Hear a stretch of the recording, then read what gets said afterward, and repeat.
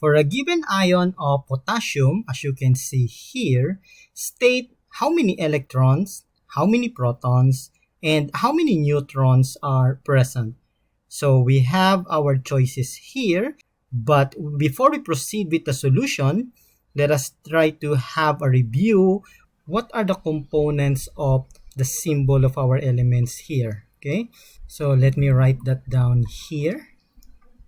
So we have potassium K, and then we have plus, here we have 39, and in here we have 19. Right, so just for a review, let us determine what are these components. So of course, first of all, we have here the symbol of our element.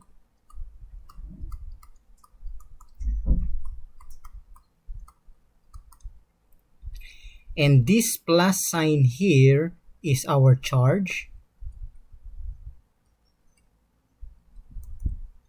Okay, this number on the upper left side of our element potassium here is our mass number.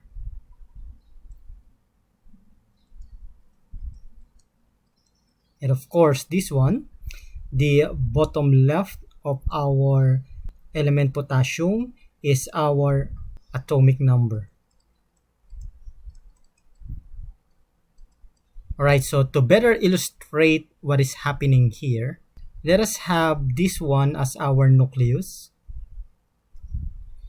And as what we have learned before, inside our nucleus, we have positively charged proton and uncharged particle neutron. Okay, so let us have our proton and our neutron here without a charge. Alright, so we know that the atomic number represents the number of protons inside the nucleus. So in this case, we have atomic number 19. So therefore, our proton is equal to 19. Right, so how many neutron do we have?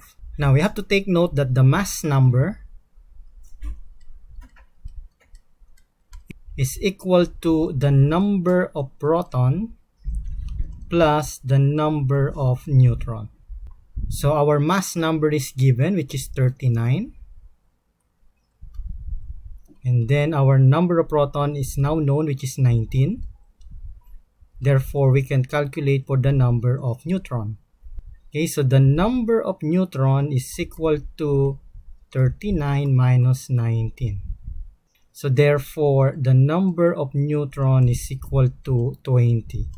Okay, so let us write that here. So we have neutron, which is 20. Now, we also learned that outside the nucleus, we have a negatively charged particle called electron, right? For a neutral, okay?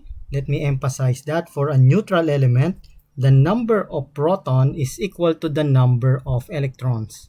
That means for a neutral potassium, our electron is equal to 19, which is equal to the number of protons. However, our element here is not neutral. As you can see, it is positively charged. So if our element is positively charged, it means that the number of proton is more than the number of electron. So in this case, how many more protons do we have compared with the electron? Since our element is having a charge of plus 1, that means the proton is more than the electron by 1. Okay, so how are we going to determine that? So if we have one more proton compared to the number of electrons, which one of these we need to change in order to meet this charge? So are we going to add one proton so that it will be one proton more compared to the electron? No, you cannot do that, because if you change the number of proton, that means the atomic number will be increased as well. So if this will be 20, this will be 20 as well. So you cannot do that. What we can do is to change the number of electron. So the number of electron now is 19 for neutral, but the proton is one more higher compared to the electron. So therefore, we should subtract this by 1. Okay, so instead of 19, this will be 18. Now, if we're going to check our answer, let us write here proton,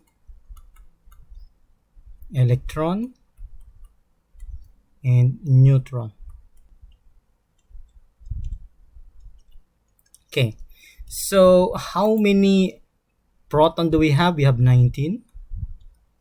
That means we also have plus 19 charge. For electron, we have 18. So that means we have negative 18 charge. And for neutron, we have 20, but it has no charge, so it will be 0. Now, let us try to add all of our charges. So as you can see, we have plus 9 plus negative 18. So that means we will have plus 1, which is the number of charge that we have here. So that's how you check if your answer is correct. So now let us check our options, which will match our answer here. So we have proton 19, which we have 3 options matching. Electron is 18. Okay, so that means it will be only for the option B, and neutron is 20. So therefore, our answer is letter B.